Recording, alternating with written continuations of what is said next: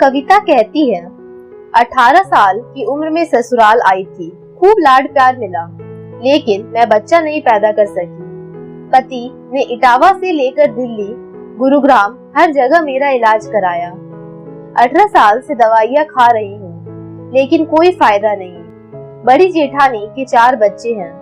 वे अक्सर कह देती है, तू बांझ है, तू बांझ ही रहेगी, तेरे कभी बच्चे नहीं होंगे, तू बच्चा पैदा कर ही नहीं सकती। उनकी बातें मुझे चुभती थी। देवरानी को एक बेटा था, वो मेरे साथ ही ज्यादा रहता था। उसकी माँ कहती थी कि आपको बच्चा नहीं हो रहा तो क्या हुआ, इसे ही अपना बच्चा समझो। लेकिन कुछ साल बाद ही निमोनिया से उसकी भी मौत हो गई। इसके बाद मुझे अभागिन, मनहूस, न जाने क्या क्या बोला जाने लगा। लोग कहने लगे कि इसकी छाया पड़ने से बच्चे की मौत हो गई। 4 साल तक देवरानी को बच्चा नहीं हुआ। जेठानी मुझे देखते ही अपने बच्चों को दूर हटा देती थी। सुबह सुबह किसी के सामने पड़ जाती तो लोग मुंह घुमा लेते, कहते कहां से निसंतान का चेहरा देख लिया, आज तो खाना भी नसीब नहीं होगा। किसी की शादी में चली जाती तो लोग कहने लगते कि शुभ मौके पर अपशकुन करने ये कहां से आ गई। लोगों के इस तरह की बातों से परेशान हो गई थी। मुझे खुद लगने लगा था कि मेरी ही गलती है। मन करता था कि जान दे दूं, घर छोड़कर कहीं चली जाऊं। पूजा करती तो मन करता कि भगवान की मूर्ति उठाकर कहीं फेंक दूं। कोई मेरी सुनने वाला ही नहीं था। कविता एक बार की बात बताते हुए कहती है कि कोई 2.5 महीने तक पीरियड नहीं आया।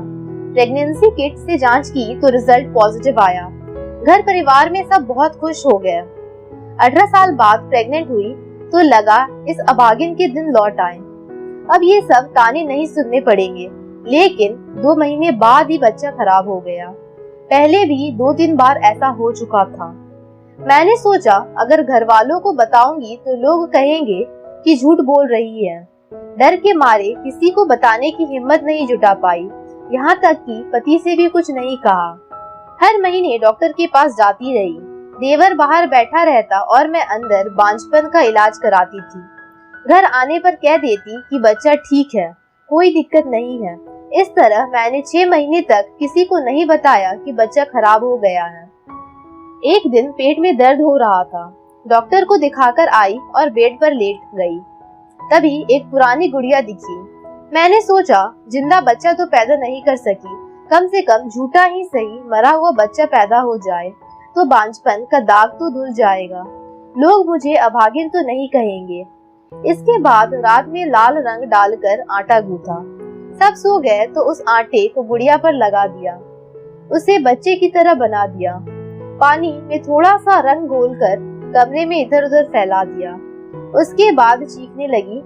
शोर सुनकर सास और बाकी लोग आ गए। उसके बाद जो हुआ पूरी दुनिया जान गई। टीवी, अखबार, हर जगह मेरी बदनामी हो गई। तब नहीं सोचा था कि यह मेरी जिंदगी की सबसे बड़ी गलती साबित होगी। दोस्तों, यह कहानी एक सत्य घटना पर आधारित है। इससे एक चीज साफ पता चलती है कि कविता ने किस बेबसी में ये कदम उठाया होगा। ऐसी औरतें सीवियर डिप्रेशन के शिकार हो जाती हैं, जिन्हें प्रॉपर ट्रीटमेंट, काउंसलिंग और अपनेपन की जरूरत होती है। लेकिन जहां अपने ही दुश्मन बन चुके हैं तो भला उन्हें अपनापन कौन दिखाएगा। दोस्तों, इस कहानी पर आपकी क्या राय है, कमेंट कर जरूर बताएं। अगर आपको यह कहानी अच्छी लगी हो तो इसे लाइक करें और साथ ही मेरे चैनल को भी सब्सक्राइब कर लें। धन्यवाद।